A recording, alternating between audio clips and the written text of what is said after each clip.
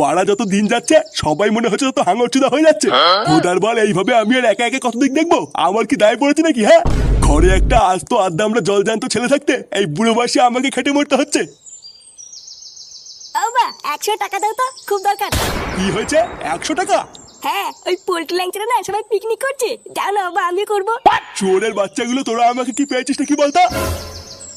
বাড়া আমি কি টাকার গাছ লাগিয়েছি নাকি? হ্যাঁ, শালা আড্ডা আমরা ছেলে আর কতদিন বাপের টাকা ঘরে বসে বসে গিলবি?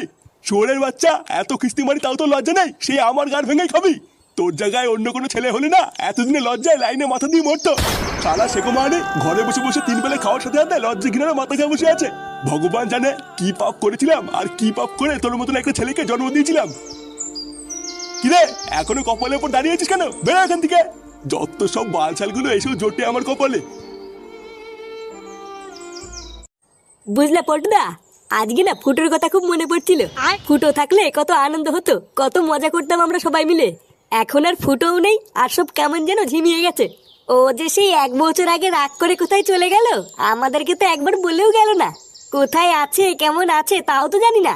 শোন, যেখানেই থাকুক না কেন মালটা কিন্তু খুব মস্তিতেই আছে, নয়তো এতদিনে না ঠিক বাড়ি চলে আসতো। খারাপ তো আছে ওর বউ ছেলে আর মা বাবা। ওর বাবাটার জন্য তো আমার খুবই খারাপ লাগে।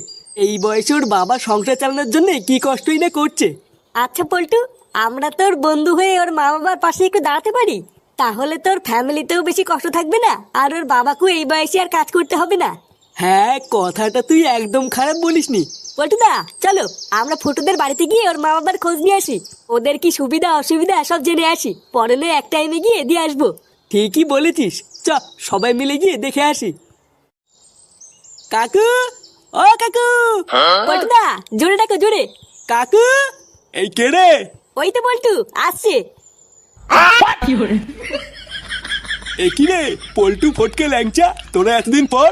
আমি তো ভাবলাম আমার ফুটো চলে যাওয়ার পর তোরা হয়তো আমাদের ভুলেই গেছিস। এ কি রে পল্টু, আমরা তো ভাবলাম ফুটো চলে যাওয়ার পর ওরা খুব শোকে আছে, এখন তো দেখছি পুরো গেটআপই চেঞ্জ হয়ে গেছে রে। কি রে তোরা কি খালি বাইরেই দাঁড়িয়ে থাকবি, ভিতরে আসবি না নাকি? আয় আয় ভিতরে আয়, মাংস রান্না হয়েছে, খেয়ে যা।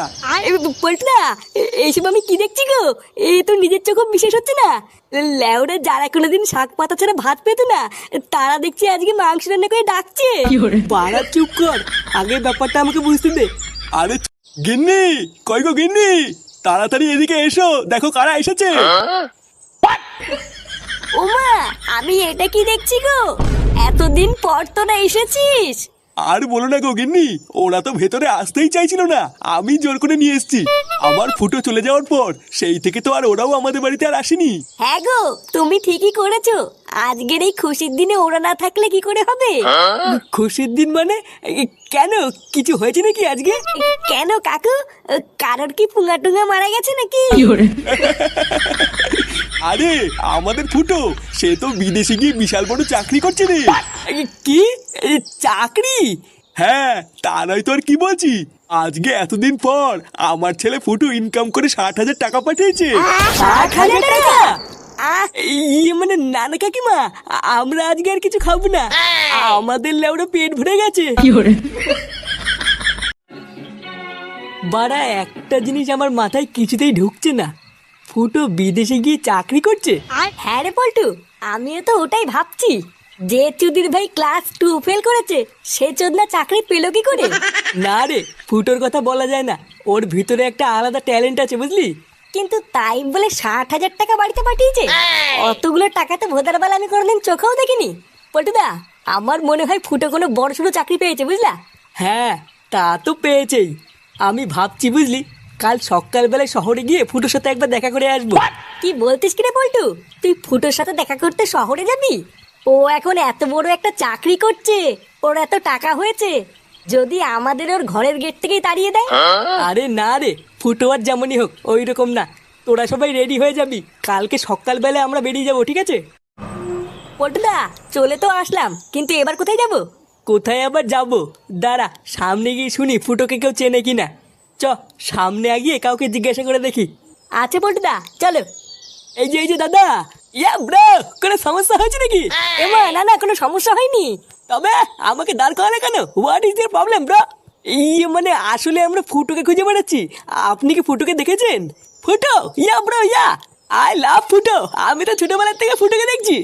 পল্টুদা, এই ছোটবেলার থেকে ফুটোকে দেখছে মানে এ কি ফুটোর বন্ধু নাকি? এই চুপ করে কেন ব্রো, বলো তোমাদের কি ধরনের ফুটো লাগবে?